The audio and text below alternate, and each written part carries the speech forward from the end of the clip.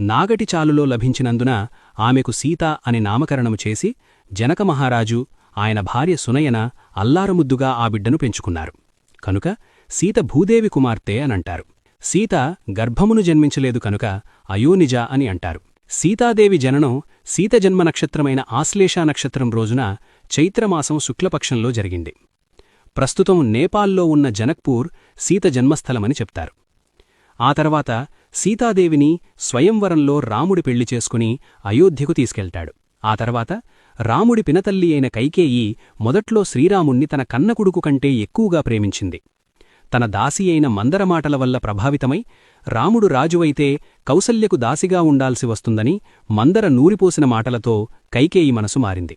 మందర సలహాతో కైకేయి దశరథుడి పూర్వమిచ్చిన 2 వరాలను కోరి తన కుమారుడైన భరతుడికి పట్టాభిషేకం జరగాలని, అలాగే శ్రీరాముడు 14 ఏళ్లు వనవాసానికి వెళ్లాలని అడుగుతుంది.